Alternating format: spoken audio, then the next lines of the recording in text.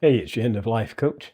Have you ever thought about why you think the way you do and why you do the things you do?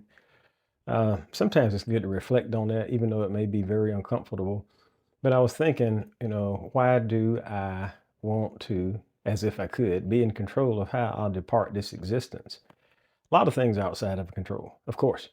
But I was thinking back, one of my previous videos when I mentioned working in a dementia care unit, memory care unit, that is, and everyone on the floor had memory related issues. But this one particular guy, he was a retired PhD researcher scientist who traveled all around the world vacationing and lecturing. It's not that his cognitive skills had deteriorated, it's the fact that he was pretty much nonverbal, even though you could tell he could understand what you were saying. But his family would visit from time to time, and they would see how I tried to take the best care I could of him. Actually, they walked up on me one day when I was changing them, and I didn't know they were there, but they remarked on how compassionate, they appreciated my compassion when I talked to him and explained to him everything I was doing, and they can sense when you really care. But they would try to make him drink water, and he would resist. I think because his body didn't necessarily need it at that time. We could see him getting weaker and weaker. So later that evening, they visited, and we were all in the dining hall. And I remember them trying to. He was actually sitting up in a wheelchair. They wheeled him to the dining hall, and I remember them trying to force him to eat ice cream, force him to drink fluids, and he would purse his lips and try to reject it and turn his head and frown. And they would, Dad, you got to eat. Dad, you got to keep your strength up. And he would always turn his head and wouldn't take any bit of nutrient in or fluid.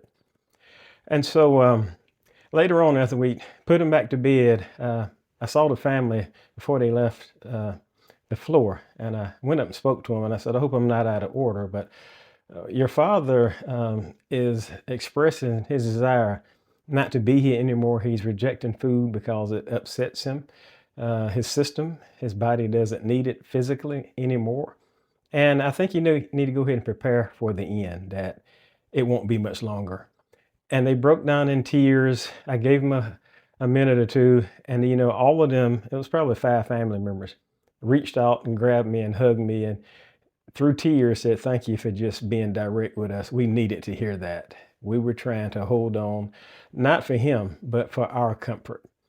It made me think about how, and he died a couple of days later, by the way, but it made me think about how we say we are humane when we put animals down due to suffering. But when humans are dealing with suffering, we try to hold on to all costs, at all costs.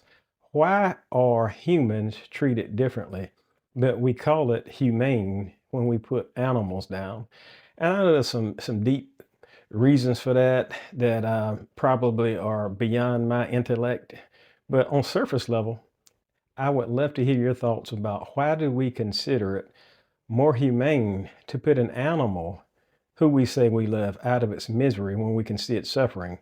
But with humans, humane does not seem to be a part of our vocabulary. It seems like we would just uh, make them somehow hold on to life at all costs. And if they reject that gift called life due to discomfort or suffering, we blame them for being weak and for being tired. Yes, I've heard some of them say, I'm just tired and I just want to go home. But, if you haven't subscribed yet, go ahead and subscribe and jump in and jump in the conversation, leave some comments. There's no right or wrong. I just like to hear your thoughts on this difficult topic. Talk to you again soon.